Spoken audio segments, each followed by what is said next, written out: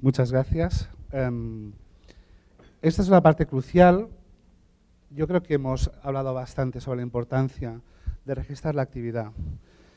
Yo aquí no os voy a dar la receta perfecta de cómo integrar el registro de actividades para hacer vuestro desarrollo de vuestro programa, ni os voy a pasar una base de datos vacía para que la podáis rellenar. Esto no lo voy a hacer porque esto, lo primero que tenéis que plantearos es ¿para qué quiero los datos? Por tanto, voy en mi línea a hacer una charla muy filosófica. ¿Para qué quiero los datos? ¿Para qué los necesito? Y esto es importantísimo, y luego lo veréis y lo tocaré, porque recoger datos consume tiempo. Dependiendo de vuestras instituciones, igual algunos de vosotros realmente tenéis una capacidad de poder alimentaros de las bases de datos de actividad con mucha facilidad, o a lo mejor otros no las tenéis. Está claro que algún tipo de registro hay que hacer, está claro que es perfecto en las vías clínicas, como nos ha explicado Adriana, hay que integrar en el checklist eso de registre esto es importantísimo, pero es importante recoger un conjunto de datos mínimo necesario para poder sacar información. Los objetivos de nuestro registro de actividad son múltiples, lo he diferenciado en 5 aspectos. El primero es poder estimar las cargas de trabajo, poder, por lo tanto, formular peticiones posiblemente de qué personal necesito, horas de trabajo, espacios físicos, etc. Adecuar los recursos, es decir, dependiendo del tipo de volumen de actividad y de la severidad de los pacientes que atiendo, debo tener o no un hospital de día, debo tener a lo mejor acceso a ciertas técnicas diagnósticas, etc. ¿no? La eficiencia, está clarísimo que sin demostrar eficiencia nadie va a creer en nuestro programa. Para investigación clínica, y cuando yo digo investigación, quiero de alguna manera denotar sobre todo esa investigación encaminada a la mejora de procesos. Todos queremos publicar mucho, nos encanta la ciencia y queremos pasar a la historia con publicaciones científicas, pero publicar científicamente sobre procesos es muy necesario. Y es una cosa que os animo, es decir, que realmente lo que están planteando, ¿no?, Adriana Torres, John, etcétera, sobre hacer intervenciones, evaluaciones con la intención de presentar resultados es fundamental. Si no registramos la actividad no se puede hacer. Si además ese protocolo no lo pasamos por un comité de ética, recogemos consentimiento informado, vamos a tener problemas luego para poder comunicar los datos. Y finalmente, porque el registro de actividad va a tener impacto individual en el enfermo. Es decir, si yo registro una actividad determinada donde dice anote la clase funcional y no lo he preguntado, pues le voy a preguntar. Si registro cuál es la calidad de vida y no lo he hecho, lo voy a hacer. Es decir, me va a servir como una lista de chequeo de cara a no olvidarme aspectos que pueden ser importantes para el paciente finalmente. Es decir, que haya evaluado su calidad de vida, igual me genera a mí la necesidad de hacer un paso hacia insuficiencia cardíaca avanzada. O sea, implícitamente, por lo tanto, hay otros objetivos más allá de los puramente clásicos de eficiencia, ¿no? Bueno, dicho esto, tenemos que tener en cuenta dos aspectos. ¿Qué va a favor de que yo haga los registros? Y aquí tenéis una lista muy clara de beneficios. Está claro que la parte final, solicitar recursos, es lo que todos en el fondo estamos acabando pensando. Es decir, yo empiezo mi estructura modestamente, voy a mejorar, ¿no?, y de alguna manera necesito apoyar esto. Esto va a ser un elemento clave. Pero no hay que olvidar los aspectos negativos, ¿no? Y esto, os lo juro, porque todos hemos recogido datos y los que han pasado por mi unidad como fellows, os aseguro que se han dejado las cejas rellenando bases de datos y por lo tanto saben muy bien que hay que saber optimizar la decisión de las variables. Esto es decir, bueno, y también miraré el QRS. O sea, ¿para qué quieres el QRS? ¿El QRS va a hacer que yo pueda demostrar que la anterior es más eficiente? No, pues no lo recojas. O sea, hay que ser sincero con uno mismo. La tentación de recogerlo todo, ya que lo tengo, es ese demonio que tenemos ahí, recógelo todo. No. Soy sincero, intentar pensar en que el tiempo es pasta, el dinero, ¿vale? Entonces, ¿qué requiere? Todos tienen que estar en línea. Si el día que, no sé, a la psicóloga o a la nutricionista le toca, pues, en su guía clínica, hacer una evaluación y apuntar determinado índice y no lo hace, eso es un valor missing en tu base de datos y eso da mucha rabia cuando vas a analizar. Porque dices, ¿por qué si yo lo recojo todo, él no lo hace? Todo el mundo tiene que estar en la misma línea. ¿Cómo asegurarse eso? Pues que de los datos que recojáis y explotéis, siempre pensar en esas personas del grupo multidisciplinar que están rellenando información y ofrecerles la opción de analizar alguno de sus aspectos. Si esta persona ve que, vamos a imaginar, que la calidad de vida la recoge la enfermera, ¿no? Y analizas tus 100 primeros enfermos y tienes 40% de valores perdidos en calidad de vida. Y estabas con la enfermera intentando hacer un abstract para un congreso. Y la enfermera se da cuenta que la P no sale significativa por los pelos, porque le faltan 40 cuestionarios de calidad de vida. Significado de esto, que la próxima vez va a rellenar la calidad de vida. O sea, son pequeñas estrategias que hay que pensar en ellas, ¿no?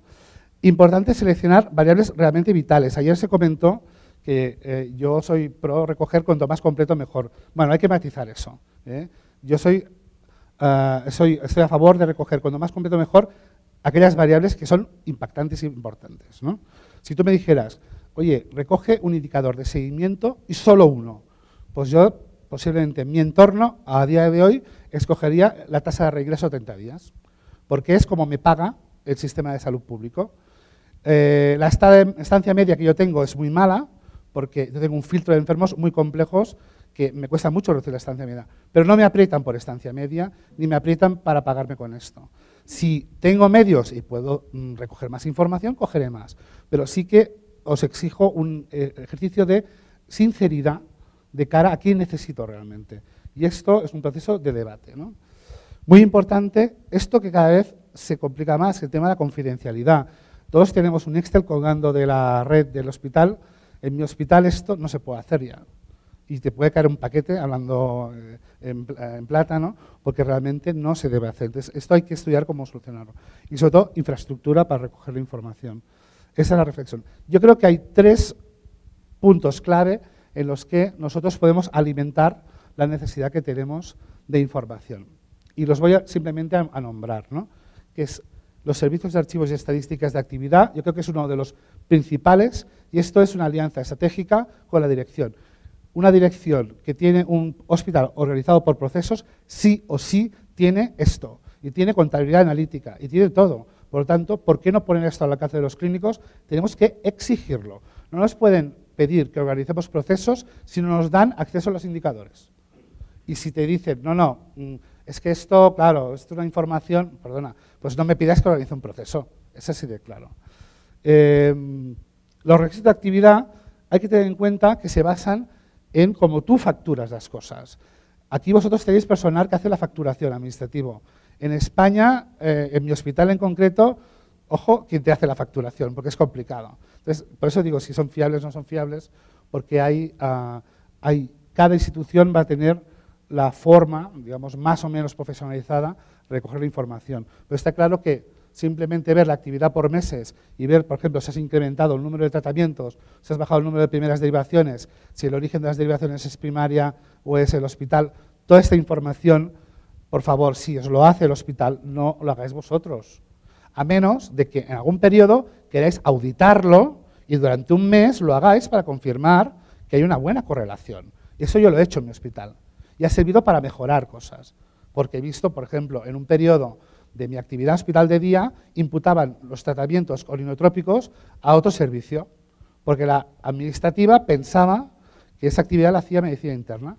Entonces, no sé, 500 enfermos que habían recibido dobutamina, no sé qué, fueron todos a otro lado. Pues te das cuenta cuando haces la auditoría. La siguiente es que te va a permitir extraer datos anuales de actividad y describir tendencias. Por lo tanto, esto es un aspecto fundamental. Otro aspecto fundamental son los registros puntuales, es decir, tienes las actividades que te puede recoger tu sistema administrativo, pero también vamos, en el caso, por ejemplo, del estudio que plantea ahora Adriana, ¿no? Esto va a ser un registro puntual en forma de evaluación, pero va a ser un registro puntual que te permite, con mucho esfuerzo, recoger información muy valiosa, pero que te va a permitir definir bien patrones de actuación y elementos de mejora. Yo aquí pongo, por ejemplo, una beca que tuvimos de mejoría de calidad asistencial. Hace poco hemos hecho también el estudio de telemedicina. No son todos los pacientes que han entrado en la unidad, pero sí tenemos en unos pocos calidad de vida, test de 6 minutos, etc. Te sirve para pilotar ciertas informaciones que pueden ser interesantes, te sirve para explotar esos datos estadísticamente y sacar un jugo en investigación clínica y sobre todo también para presentarlo a la dirección, ¿no? Por lo tanto, es un factor fundamental estos registros. Y finalmente, registros permanentes. Esto es un poco ya más complicado, ¿Por qué? Porque nos van a requerir un esfuerzo importante.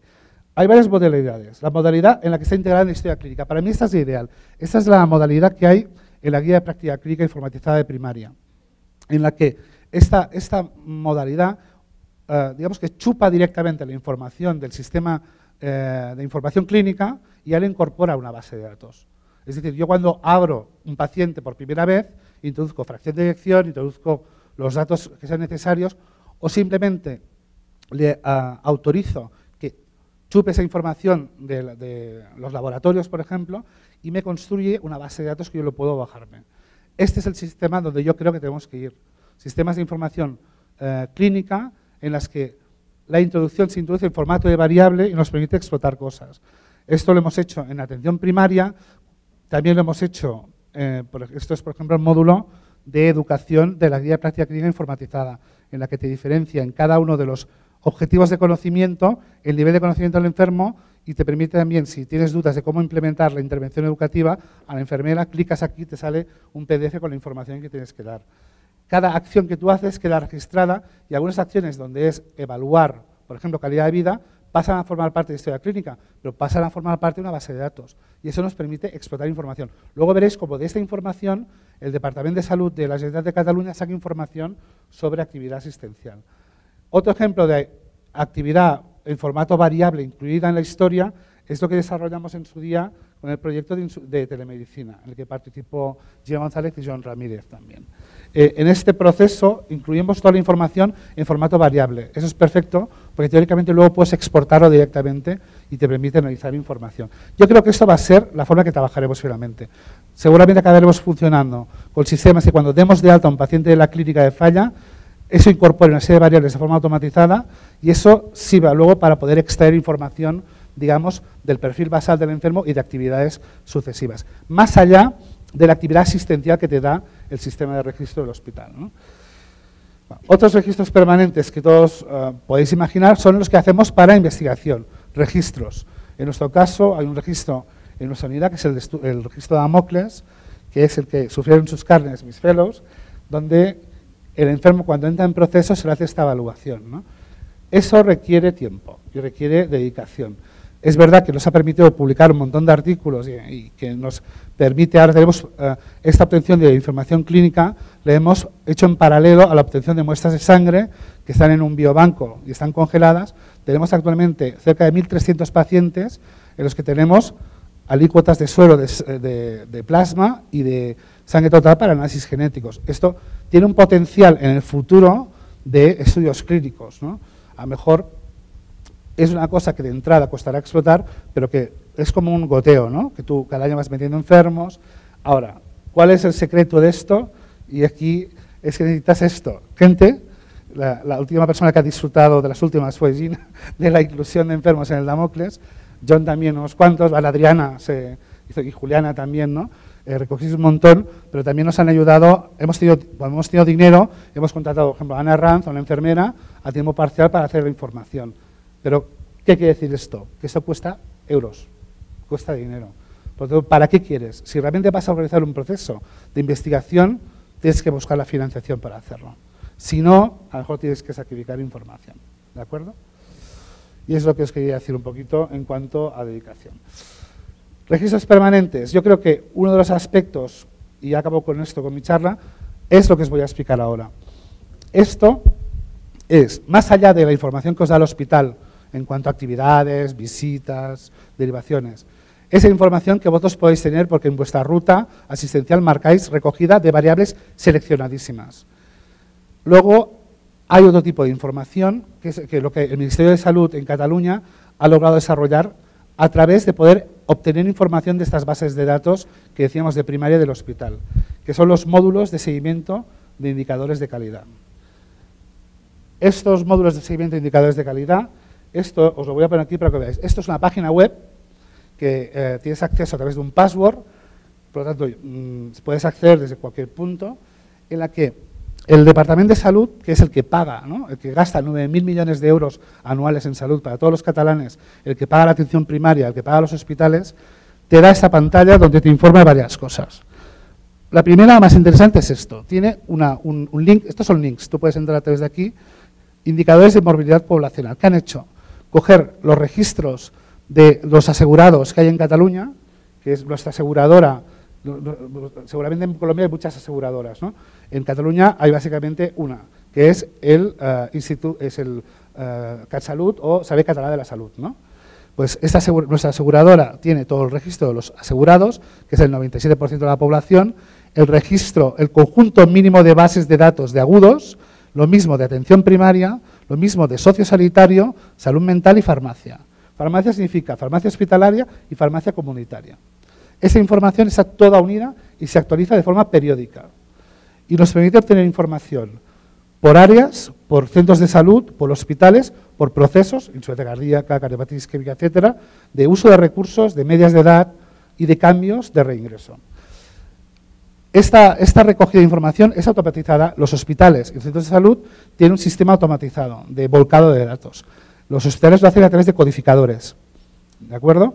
Los centros de salud lo hacen de forma automatizada a través de su historia clínica.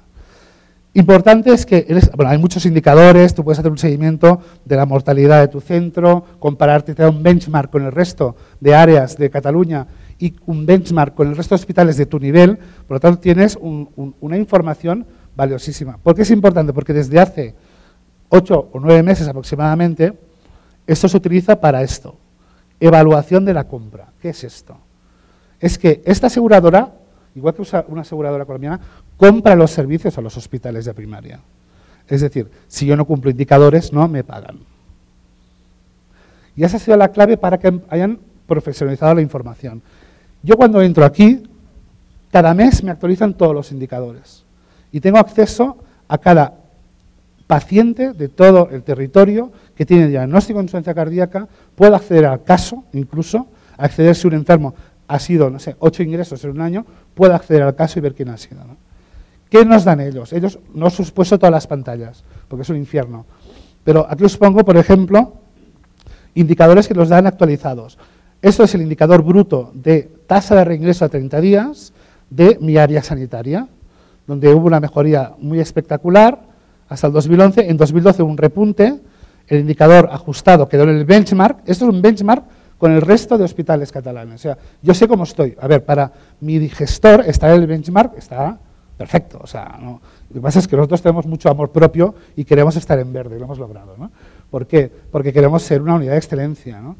¿Qué ha permitido esto? Como yo cada mes voy teniendo la evolución de cómo funciona, y cada mes sale el indicador del año modificado en función de los ingresos del último mes. Yo voy viendo cómo voy y me permite detectar elementos de mejora. ¿Aquí qué hicimos? Aquí hicimos una auditoría de un 10% de las altas del hospital y detectamos 5 elementos de mejora. Una mala codificación por parte de unos codificadores donde sobreestimaban diagnóstico de insuficiencia cardíaca, con la idea de que esto aumentaba el peso y se pagaba mejor el paciente. Detectamos un mal diagnóstico, supradiagnóstico en urgencias y áreas no especializadas. ¿Qué hemos hecho? Un algoritmo diagnóstico y un proceso de reeducación de la gente que está trabajando en urgencias, por ejemplo, y detectamos que un 35% de los enfermos con falla cardíaca no ingresaban en cardiología y se iban a áreas no especializadas, que además son áreas de unidades subagudos y geriatría que están en otro hospital que no es el Hospital del Mar. ¿Qué hicimos? Pues yo los miércoles cojo un VScan y me voy a ese centro, me encomiendan los pacientes, evalúo, cribo diagnóstico y los meto en la ruta asistencial. Eran enfermos que no entraban en el proceso, quedaban perdidos y reingresaban. ¿Y qué hemos obtenido? Lo que veis aquí, que ya salimos en verde. Es decir, esta es la gracia de todo. ¿Y por qué es importante? Porque los pagan por esto. Esto de aquí es lo que llaman la hospitalización estandarizada. Es la hospitalización evitable. Muy sencillo. Yo tengo en mi área 350.000 personas. Y mi área genera tanto número de hospitalizaciones por insuficiencia cardíaca, independientemente que el enfermo ingrese en otro hospital o ingrese en mi hospital. Ese índice de hospitalizaciones dividido por habitantes me da un índice que me dice cómo yo, como área, como programa integrado con primaria, estoy preveniendo la hospitalización. ¿Aquí qué tengo? Si yo tengo un sistema bien montado con mis referentes y evito ingresos porque los detecto precozmente y los derivo a la unidad, este indicador está en verde. Si yo al que ingresa por primera vez, evito sus reingresos, también está en verde. Y nuestra tendencia es que desde que implementamos el proceso con primaria, fijaros, aquí en 2006 nosotros teníamos un hospital de día excelente. En esa época, pues lo conocéis los que habéis estado allí, teníamos una tasa de reingreso bajísima, pero llegábamos solo a un 15% de los enfermos de insuficiencia cardíaca de toda el área. Cuando hicimos el proceso de conexión con primaria, esto fue mejorando. ¿Por qué? Porque decidimos hacer un salto poblacional. No nos conformábamos en la IC que llegaba, queríamos toda la insuficiencia cardíaca de toda el área. Y ese indicador de aquí abajo, ese indicador bruto, esto se ajusta en función del nivel socioeconómico del área, en función de la edad, un modelo de ajuste que además los que lo hacen nos consultan a los clínicos sobre su mejora de modelo. Por ejemplo, incluyeron la anemia como factor de ajuste, por ejemplo. Pues aquí lo que veis es mortalidad, y que hemos visto que la mortalidad intrahospitalaria nos ha bajado, y de hecho ahora estamos en un benchmark mucho mejor que el resto de Cataluña. Otros hospitales de Cataluña que tienen unidades de falla cardíaca no salen en verde, ya os lo digo yo. ¿Qué quiere decir? Que hay que llegar, o hay que aspirar finalmente a llegar a todas las áreas. Bueno, y para terminar y para conclusión, es solo una reflexión lo que quería hacer, ¿no? Que tenéis que ponderar el esfuerzo y lo que cuesta en función de lo que esperáis en cuanto planifiquéis recoger los datos, ¿no? Integrar la recogida de prácticos en la vida diaria es posible, pero hay que pensar realmente ese conjunto mínimo de datos que sea valioso. En caso, sobre todo cuando pretendamos investigación clínica, pensar en profesionalizar la recogida de información. En vuestro caso, que estáis planteando un estudio, sería recomendable, ¿no?, una persona cogiera el rol del trabajo de campo, que llamamos, ¿no? Igual que vosotros lo habéis aprendido, porque eso asegura que no se pierda información, ¿eh? Y aunque haya que hacer una pequeña o modesta inversión económica, a lo mejor un estudiante de medicina, a lo mejor una persona que está en el pregrado, ¿no?, o una persona auxiliar de enfermería, puede hacer esa tarea, ¿no? Yo creo que a la larga los sistemas de información electrónica nos van a ayudar a introducir esa información directamente y sobre todo que esa información nos va a ayudar a planificar todas las actuaciones en cuanto a mejora de resultados y eso tenemos que tenerlo presente. Muchas gracias.